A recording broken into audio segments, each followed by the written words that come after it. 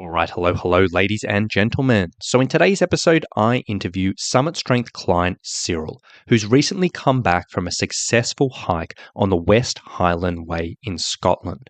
Inside, he shares some really interesting insights around his training, his preparation, and also his experiences on this amazing trail. A really interesting episode for anyone who may be considering the West Highland Way in their future or a hike similar. So with that being said, let's get into it. All right. Hello, Cyril, and a big welcome to the show. Great. Thanks for inviting me, Rowan. This is an exciting show. It's exciting to talk about what we've been doing together over the last few months. Yeah, and I'm really looking forward to this chat because not only was it great sort of keeping a track of like your updates and your journey and hearing about kind of what you've done with the trip, but I'm super excited just to dive into it all, get into the details, and I think it's going to be really interesting to a lot of people. So I guess to kick things off, do you just want to give us a little bit of background and just let us know who you are, where you're from, what do you do, and what is your background in hiking? So I'm Cyril Stewart. I'm an architect in Nashville, Tennessee, USA, and I've been hiking since I was 11 years old. I'll turn 75 this year, so I've had a lot of experience with hiking.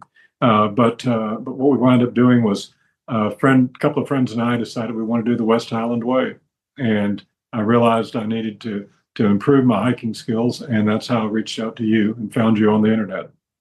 And before we started working together, and hiking all this time, what was your typical approach to training or preparation leading up to your hikes?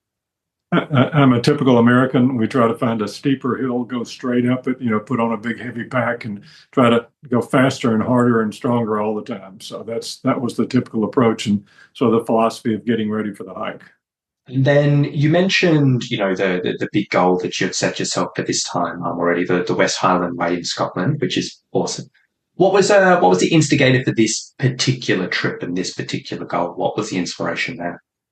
So my best friend and I went and hiked in Ireland a few years ago, and we loved that hiking in Ireland. Decided we wanted to do something more adventurous, more than just day hikes, something that was longer. And we saw the West Highland Way on the internet. We looked it up, researched it. Now, as you well know, there are tons of videos on YouTube about people taking that West Highland Way. And we set that as a goal almost a year ago, and have been working toward it until we finished up with it. So. And then with this in your sights, what did make you decide to reach out for extra help with your preparation? And was there anything specific that you felt like you needed to improve on leading into this trip? There was. I knew I was going to have to train for it and that I have to be in better shape to do, hikes up to 16 miles a day, 8 days of hiking over some rough terrain. And so I started working out here as far as hiking and just trying to hike longer and harder and more. But the problem I had was I wasn't improving in the way I thought I should be. I was still able to get through it, but it wasn't making real progress from the standpoint of feeling like I had more endurance, more strength, more ability to take on the West Highland Way. So that's when I reached out, and there are very few hiking coaches, and I found you halfway around the world. So and it's worked out beautifully. So. Out of curiosity, how did you find me? Like, was it through Google? Was it through social media, or where did you actually find me? It was Google. I looked for trainers and hiking trainers, and like I said, there are not a lot of them out there. And you came up, and I love the way that you set up your website, the way you communicate, and then placed a questionnaire and got a call back, and then you sent the questionnaire out. It wound up being just really seamless as far as being able to connect with you and get the program going. So tell us a little bit about the training we did together then and the training you did through Summit Strength. Like, what did your program look like and what types of things were you doing? Well, having over 60 years of hiking, I thought I knew what I was doing. It took me a while to figure out that I really didn't, that I'd had 60 years of bad habits. And, one of those examples was the breathing. I was trying to do it harder and faster, and I was doing mouth breathing for the most part. And your breathing exercises that talked about doing nose breathing, slowing down. It was a game changer for me to be able to slow down, nose breathe, increased my endurance, increased, everything about the appreciation of the hike. One of the side benefits that I hadn't thought about was, gosh, the smells I was experiencing were really surprising in the same places where I'd not been smelling those when I was mouth breathing. Was there anything else in there which you hadn't done before, or anything different that you hadn't really explored in your training previously? I thought it was really interesting, the questionnaire that you sent out, because you really had some fitness tests in there that we logged. And, one of those was being able to sit in a chair and lift yourself out of the chair with one leg. And I couldn't come anywhere close to that. And so I realized that I really did have a lot of strength training to do. And all the exercises you did were just amazing as far as being able to transform the way I did things. When I was hiking before, if I did a long, strenuous hike, I would come home at night, and at some point during the night, I would have leg cramps, and they didn't last long, but they were sure painful. And with your recovery exercises that you showed, I have not any leg discomfort. Did 107 miles on the West Highland Way, and slept fine at night, no leg discomfort whatsoever, no cramps. And so things, and there were tons of things like that in your training that really helped me to prepare for and to execute the hike and then to recover from it. And then through the training journey, like as we always say on this podcast, no training journey is ever linear. There's always things that come up and get in the way. Through your preparation, were there any roadblocks which did come up, or any issues that came up along the way? And if so, how did you go about overcoming them? That was definitely a major roadblock here. There you're in Australia, seasons are totally different. So as our mid-July hike approached, summer was coming on in Nashville, Tennessee. And the real problem that we had with that was that we wound up with summer temperatures here. They were getting up into the 90-degree Fahrenheit, equating to 35 degrees Celsius, and humidities up in the 80 and 90% humidity. And as I was trying to do those training hikes, they got more and more difficult. And I didn't know whether I was just, having the effects of the heat or I wasn't getting any better. I was hoping that in Scotland it would be cool enough, and sure enough, it was. The highest I got when I was in Scotland was in the 80-degree temperature range, and so it felt wonderful as far as the hiking. I had plenty of strength, no jelly legs. It was pretty amazing to be able to enjoy it like that.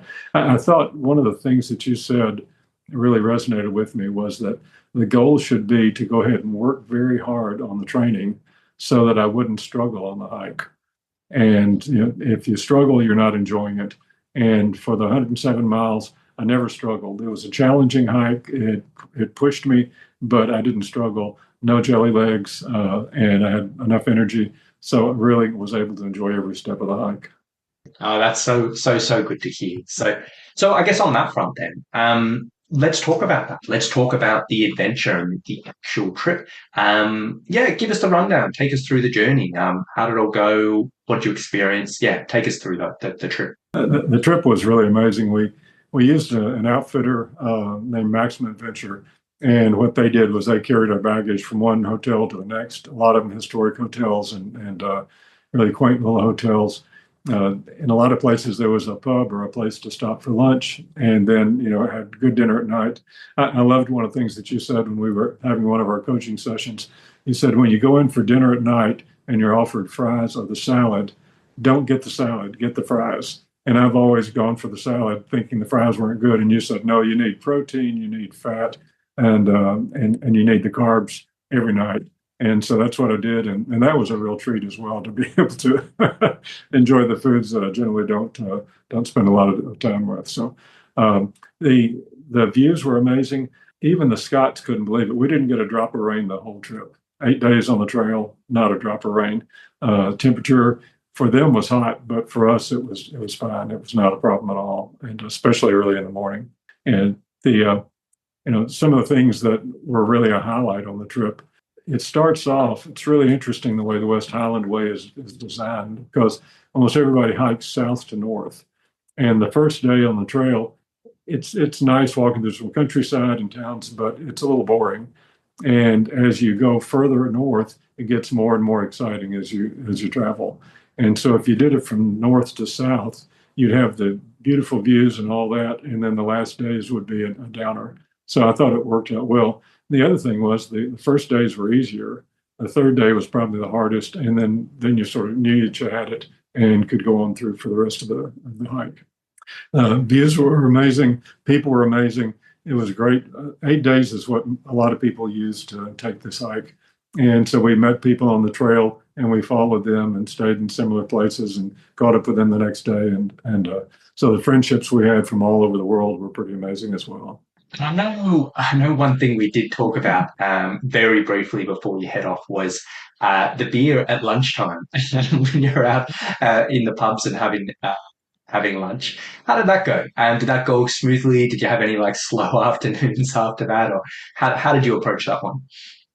Your advice on that was perfect. You said drink a dark beer because I won't drink as much, and get a half pint instead of a pint. And for those lunchtime beers, I would get a half pint and not have any downside whatsoever.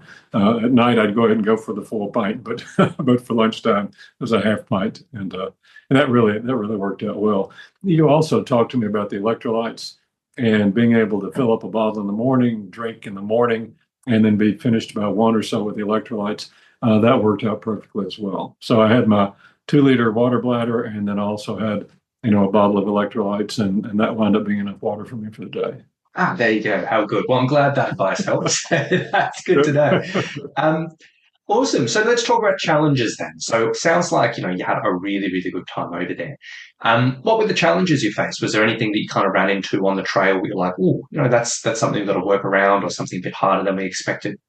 Between the YouTube videos that we saw and the training that you led me through, we had no real big challenges on the trail. All that worked out just fine.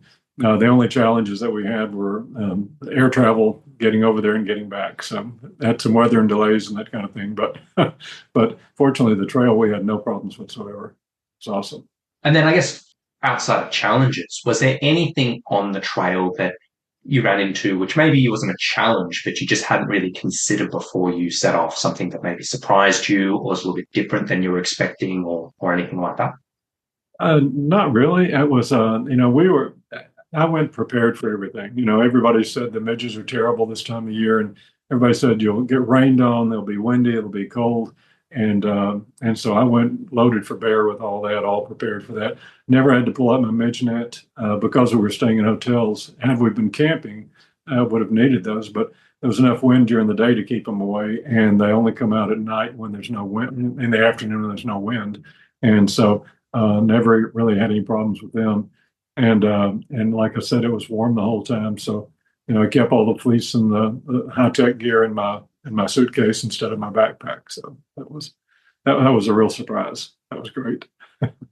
And then once you did come to the end of this adventure and you sort of came out the end, you've been on the trail for days, how did you feel? What was going through your head, and was there anything you did at the end to celebrate? Absolutely. Absolutely. It was such a high to finish up. And at the end of the West Highland Way, it finishes up in the middle of Port William. And at Fort William, there's a statue there, a bronze statue that's a bench with a man sitting on it, rubbing his foot. It's called sore feet, is what people talk about. And it's traditional for people to sit there and to have their picture taken with their boot off, rubbing their feet. And so obviously our team did that. Then the Italians joined us, and the people from the Netherlands joined us. And then there's a great a beer pizza place behind there. So we all went and celebrated with beer and pizza. And then the next day we jumped on the Harry Potter train. It's called the Jacobite Express, and it goes up over the pass and the Harry Potter areas that were filmed in the movies. So it's funny enough that I was in Port William earlier this year, not to hike, just for a trip, and the train was the number one thing my wife wanted to do, and because she's a Harry Potter nut. I went up there and it hadn't started for the season. They'd been delayed, and she was so disappointed. So yeah, I'm glad you got to experience that. So there you go. Fantastic. So I guess if anyone was looking towards this and they were looking towards the West Highland Way in Scotland, maybe it was on their bucket list or they had that coming up in the next 12 months or so, is there any particular advice you would give them if they were considering this trip? Absolutely. I think it's a wonderful hike. I think it's well supported. whether you're camping out, there are tons of camping places along the way, or whether you're doing like we were and staying in the hotels and the inns. It's an amazing hike. The scenery is phenomenal. I don't know of anything else like it. We're trying to find another hike that's similar to that to do maybe next year or the year after. And so I'd really highly recommend it. I would also highly recommend that they work with you to get their hiking up to par, because the training that you took me through was critical for me being able to enjoy the hike. Oh, I appreciate that. And on that note, with the hiking, what is the plan of attack? Are there trips you're considering that you mentioned there, or anything on the list, or what are you kind of considering there moving forward? Sure, we have a place in National Park. It's the most visited national park in the United States. It's called the Great Smoky Mountains National Park, and we have peaks up to 6,600 feet that rise a vertical mile above the land below them. So I've already started hiking there, and we'll continue to hike there in the Smokies as we seek out and search for another hike similar to the West Highland Way. Awesome, awesome, awesome. And then I guess the last thing, I want to ask you is, we've covered a lot of really, really good stuff here today, and it's been super interesting hearing a bit about your journey, and learning a little bit more about your trip. Before we wrap up, was there anything else that I guess we haven't had a chance to cover today that you would like to add? I think one of the things that we probably haven't talked about is the education videos that you have. Those education videos about nutrition, about recovery, about your pack and all that. Those education videos were instrumental as well. I learned an awful lot from those. So. Yeah, fantastic. Oh, that's really, really good to hear. And from my side of things, it was such a pleasure having you a part of the training journey, and such a pleasure having you part of it all. I'm so happy it was so successful for the trip itself.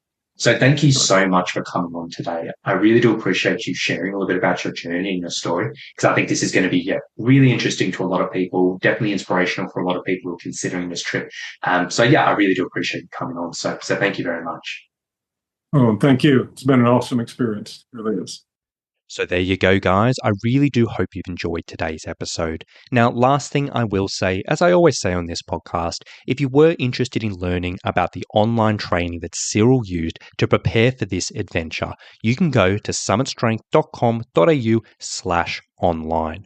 Now, on that page, there's a big video, talks a lot about our programs and how we go about things. And if it sounds like something you'd like to explore a little bit more, there's a link on that page. You can book a free call with our team. We can have a bit of a chat about you, your hiking, your goals, and your struggles, and see if and how we may be able to help you out. So if you want to learn more, go to summitstrength.com.au/online, and we can take it from there. So with that being said, thank you so much for listening. I hope you've enjoyed it, and we'll talk to you very, very soon. Bye.